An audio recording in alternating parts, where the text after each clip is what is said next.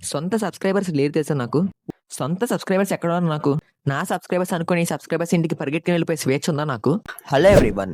ఈ వీడియోలో మనం Telugu Titans versus Puneri Paltan match preview అయితే చూడబోతున్నాం. ఈ వీడియోలో మనం డిస్కస్ చేయబోయే టాపిక్స్ ఏంటంటే, టూ టీమ్స్ కి మధ్య హెడ్ టు హెడ్ రికార్డ్ ఎలా ఉంది, లాస్ట్ 5 గేమ్స్ యొక్క రిజల్ట్స్ ఏంటి, టూ టీమ్స్ స్టార్టింగ్ 7 ఎలా ఉండే ఛాన్స్ ఉంది, సీజన్ 12 లో Titan players and Pune players యొక్క పర్ఫార్మెన్స్ ఎలా ఉంది, ఫైనల్ గా టూ టీమ్ కోచెస్ యొక్క పీకేఎల్ రికార్డ్ ఎలా ఉందని చూద్దాం.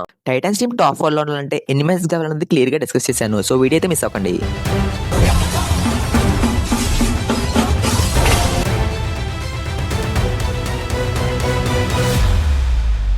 ముందుగా హెడ్ టు హెడ్ రికార్డ్ చూసుకుంటే, టూ టీమ్స్ కి మధ్య ఇప్పటి వరకు 23 మ్యాచెస్ జరిగాయి. ఇందులో టైటన్స్ టీమ్ 8 మ్యాచెస్ లో విన్ అయింది అండ్ పుణే టీమ్ 14 మ్యాచెస్ లో విన్ అయింది.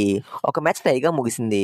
లాస్ట్ 5 గేమ్స్ యొక్క రిజల్ట్ చూస్తే, టైటన్స్ టీమ్ 2 మ్యాచెస్ లో విన్ అయింది అండ్ పుణే టీమ్ 3 మ్యాచెస్ లో విన్ అయింది. సీజన్ 11 లో ఈ టూ టీమ్స్ కి మధ్య 2 మ్యాచెస్ జరగగా 2 మ్యాచెస్ లో కూడా టైటన్స్ టీమే విన్ అయింది. ఈ సీజన్ లో ఆల్రెడీ ఈ టూ టీమ్స్ కి మధ్య ఒక మ్యాచ్ జరిగింది. ఈ మ్యాచ్ లో పుణే టీమ్ 6 పాయింట్స్ డిఫరెన్స్ తో మ్యాచ్ విన్ అయింది. తెలుగు టైటన్స్ టీమ్ ఈ సీజన్ లో ఇప్పటి వరకు 15 మ్యాచెస్ ఆడితే 8 మ్యాచెస్ లో విన్ అయింది అండ్ 7 మ్యాచెస్ లో ఓడిపోయింది. పుణే టీమ్ ఈ సీజన్ లో ఇప్పటి వరకు 16 మ్యాచెస్ ఆడి 13 మ్యాచెస్ లో విన్ అయ్యి పాయింట్స్ టేబుల్ లో టాప్ ప్లేస్ లో ఉంది అండ్ పుణే టీమ్ కేవలం 3 మ్యాచెస్ లో ఓడిపోయింది అండ్ పుణే టీమ్ కి టాప్ 2 స్పాట్ అయితే కన్ఫర్మ్ అయిపోయింది. తెలుగు టైటన్స్ టీమ్ కంటిన్యూస్ గా 5 మ్యాచెస్ విన్ అయ్యి ఈజీగా ప్లేయర్స్ వెళ్తారు అనిపించింది. బట్ అనూహ్యంగా లాస్ట్ 2 మ్యాచెస్ లో ఓడిపోయారు. బెంగాల్ వారియర్స్ తో మ్యాచ్ లో కొంతవరకు పర్లేదు. ఫస్ట్ హాఫ్ లో బెంగాల్ టీమ్ 11 పాయింట్స్ లీడ్ లో ఉన్నప్పటికీ టైటన్స్ టీమ్ కంబ్యాక్ చేసి ఆల్మోస్ట్ మ్యాచ్ విన్ అయిపోయింది. బట్ లాస్ట్ సోమశిండే ఫెయిల్ ట్యాకిల్ చేయడం, వెంటనే విజయ్ రేట్కి వెళ్లి ట్యాకిల్ అవడంతో టై బ్రేకర్ వరకు వెళ్ళింది. టై బ్రేకర్ లో ఫస్ట్ హిట్ ఆశిష్ వాళ్ళు చేయడం టైటన్స్ టీమ్ కి మైనస్ గా మారింది. అండ్ నెక్స్ట్ భరతుడా కంటిన్యూస్ గా ఫెయిల్ ట్యాకిల్ చేస్తూ వచ్చాడు. దీంతో టై బ్రేకర్ లో టైటన్స్ టీమ్ ఓడిపోయింది. ఈ ఉమ్మత మ్యాచ్ లో టైటన్స్ ఒక రైడర్స్ కానీ డిఫెండర్స్ కానీ అసలు సరిగ్గా పర్ఫామ్ చేయలేదు. మైన్ రైడర్ గా ఉన్న భరతుడా డోవా డైరెక్ట్స్ లో వెళ్లి ట్యాకిల్ అవడంతో టైటన్స్ టీమ్ కంబ్యాక్ చేయలేకపోయింది. ఈ మ్యాచ్ లో టైటన్ డిఫెండర్స్ యూంబ మెయిన్ రైడర్స్ ఇద్దరిని బాగానే ట్యాకిల్ చేశారు. బట్ సబ్స్టిట్యూట్ కి వచ్చిన రోహిత్ రాఘవని ట్యాకిల్ చేయలేకపోయారు. దీంతో టైటన్స్ టీమ్ ఆల్అౌట్ కూడా అయింది. ఈ మ్యాచ్ లో టైటన్స్ టీమ్ ఒక్కసారి కూడా లీడ్ లోకి వెళ్ళలేదు. అంతలా U Mumba team Titans team dominate చేసింది. పుణే టీమ్ తో కంపేర్ చేస్తే Bengal Warriors team and U Mumba team weak teams and ఈ టూ టీమ్స్ ని టైటన్స్ టీమ్ ఇంతకు ముందు ఆల్రెడీ ఓడించింది. బట్ పుణే టాప్ ప్లేస్ లో ఉంది అండ్ లాస్ట్ టైం మ్యాచ్ లో కూడా టైటన్స్ టీమ్ పుణేతో ఓడిపోయింది. సో ఈ మ్యాచ్ లో గెలవడం టైటన్స్ టీమ్ కి కష్టం కావచ్చు. టైటన్స్ టీమ్ లాస్ట్ 2 మ్యాచ్ లో సేమ్ స్టార్టింగ్ 7 తో ఆడారు.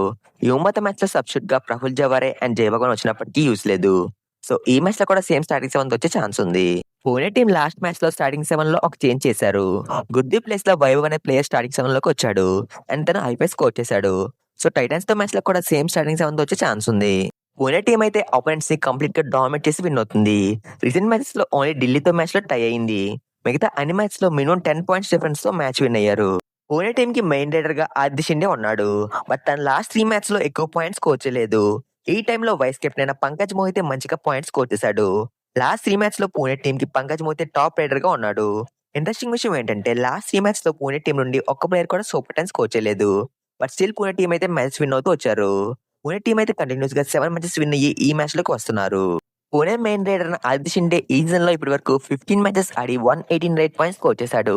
ఇందులో 5 సూపర్ 10s ఉన్నాయి. పంకజ్ మోహితే లాస్ట్ 3 మ్యాచ్ లో బాగా పర్ఫామ్ చేయడం వల్లే పుణే టీం విన్ అయిందని చెప్పాలి. లాస్ట్ 3 మ్యాచ్ లో 24 రైట్ పాయింట్స్ స్కోర్ చేశాడు. తను ఓవరాల్ గా ఈ సీజన్ లో 16 మ్యాచెస్ ఆడి 99 రైట్ పాయింట్స్ స్కోర్ చేశాడు.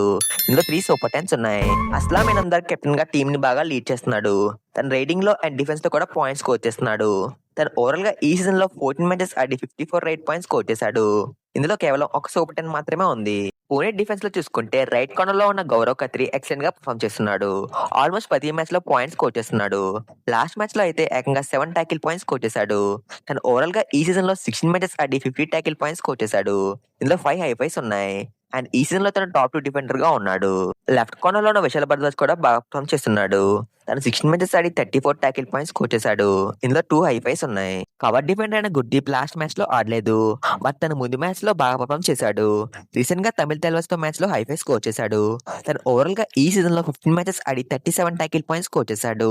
ఇందులో 3 హైఫైస్ ఉన్నాయి. గుర్దు ప్లేస్ లో వచ్చిన వైభవ్ లాస్ట్ మ్యాచ్ లో హైఫై స్కోర్ చేశాడు. మిగతా డిఫెండర్స్ తో కంపేర్ చేస్తే అభినేష్ నటరాజన్ కొంతవరకు యావరేజ్ గా పర్ఫామ్ చేస్తున్నాడు. తను ఓవరాల్ గా ఈ సీజన్ లో ఇప్పటి వరకు 16 మ్యాచెస్ ఆడి 25 టాకిల్ పాయింట్స్ స్కోర్ చేశాడు. ఇందులో కేవలం ఒక ఐఫై మాత్రమే ఉంది. టైటన్ రైడర్స్ అయితే ఈ ప్లేని టార్గెట్ చేసి పాయింట్స్ స్కోర్ చేయాలి. లాస్ట్ టైం టైటన్స్ తో మ్యాచ్ లో పూణే రైడర్స్ అంతగా పర్ఫామ్ చేయలేదు. ముగ్గురు రైడర్స్ కూడా ఈచ్ 8 పాయింట్స్ స్కోర్ చేశారు. బట్ డిఫెన్స్ లో మాత్రం Gaurav Khatri 7 tackle points and Vijay Badwa 6 tackle points score చేశారు. టైటన్స్ టీమ్ కి ఇంకా 3 మ్యాచెస్ మాత్రమే ఉన్నాయి. ఈ 3 మ్యాచ్ లో ఒక మ్యాచ్ విన్ అయితే టాప్ 8 లోకి వెళ్తారు. 3 మ్యాచ్ లో 3 కూడా విన్ అయితే ఖచ్చితంగా టాప్ 4 లో ఉంటారు. ఒకవేళ 3 మ్యాచ్ లో 2 విన్ అయితే టాప్ 4 లో ఉండే ఛాన్స్ ఉంది. కానీ వేరే టీమ్స్ యొక్క రిజల్ట్స్ పై డిపెండ్ అయి ఉంటుంది. అంటే వేరే టీమ్స్ కూడా ఎక్కువగా మ్యాచెస్ ఓడిపోవాలి. అండ్ టైటన్స్ టీమ్ యొక్క పాయింట్ డిఫరెన్స్ అన్ని టీమ్స్ కన్నా ఎక్కువగా ఉండాలి. 3 మ్యాచెస్ లో 2 విన్ అయితే టాప్ 4 కి వెళ్ళడం కష్టం అవుతుంది. సో టైటన్స్ టీమ్ అయితే నెక్స్ట్ 3 మ్యాచెస్ లో కూడా విన్ అవ్వాలి. బట్ ప్రాబ్లం ఏంటంటే 3 మ్యాచెస్ కూడా నెక్స్ట్ స్ట్రాంగ్ టీమ్స్ తో ఉన్నాయి. పూణే టీం అయితే లాస్ట్ 7 మ్యాచెస్ లో విన్ అయ్యి ఈ మ్యాచ్ లోకి వస్తున్నారు. And Pune team top place లో ఉంది. అండ్ లాస్ట్ టైం ఈ 2 టీమ్స్ కి మధ్య జరిగిన మ్యాచ్ లో టైటన్స్ టీం అయితే ఓడిపోయింది. నెక్స్ట్ మ్యాచ్ చూసుకుంటే గుజరాత్ తో ఉంది. లాస్ట్ టైం గుజరాత్ తో మ్యాచ్ లో టైటన్స్ టీం కేవలం 1 పాయింట్ డిఫరెన్స్ తో మ్యాచ్ విన్ అయింది. రీసెంట్ గా గుజరాత్ బాగా ఆడుతున్నారు. గుజరాత్ లాస్ట్ 5 మ్యాచెస్ లో 4 మ్యాచెస్ విన్ అయ్యారు. సీజన్ స్టార్టింగ్ లో బాటమ్ లో ఉండే గుజరాత్ టీం అయితే ఇప్పుడు టాప్ 7 లోకి ఎంట్రీ ఇచ్చింది. ఆ నెక్స్ట్ మ్యాచ్ హర్యానాతో ఉంది. టైటన్స్ తో మ్యాచ్ లో ఓడిపోయాక హర్యానా అయితే స్ట్రాంగ్ కంబ్యాక్ చేసింది. నెక్స్ట్ 2 మ్యాచ్ లో హర్యానా టీం విన్ అయ్యారు. యూప్ తో మ్యాచ్ లో అయితే ఏకంగా 27 పాయింట్స్ డిఫరెన్స్ తో మ్యాచ్ విన్ అయ్యారు. సో ఈ విధంగా టైటన్స్ టీం కి స్ట్రాంగ్ టీమ్ తో మ్యాచెస్ ఉన్నాయి. సో మరి టైటన్స్ టీం టాప్ 4 లో క్వాలిఫై అవుతుందో లేదో కామెంట్ చేయండి. పూణే టీం కి కోచ్ గా అజయ్ ఠాకూర్ ఉన్నారు. ఈయన సీజన్ 11 లో కూడా పూణే టీం కి కోచ్ గా ఉన్నారు. ఈయన కోచింగ్ లో పూణే టీం 8th ప్లేస్ లో ఫినిష్ చేసి ప్లే ఆఫ్స్ అయితే రీచ్ అవ్వలేదు. బట్ ఈ సీజన్ లో మాత్రం ఎక్సలెంట్ గా పర్ఫామ్ చేస్తుంది. టైటన్స్ టీం కి కోచ్ గా కిషన్ కుమార్ హుడా ఉన్నారు. ఈయన సీజన్ 11 లో కూడా టైటన్స్ టీం కి హెడ్ కోచ్ గా ఉన్నారు. టైటన్స్ టీం ఈయన కోచింగ్ లో 7th ప్లేస్ లో ఫినిష్ చేసింది. అండ్ ప్లే ఆఫ్స్ అయితే రీచ్ అవ్వలేదు. మరి పూణేకి తెలుగు టైటన్స్ కి మధ్య జరిగే మ్యాచ్ లో ఏ టీం విన్ అవుద్ది అనుకుంటున్నారో కామెంట్ చేయండి.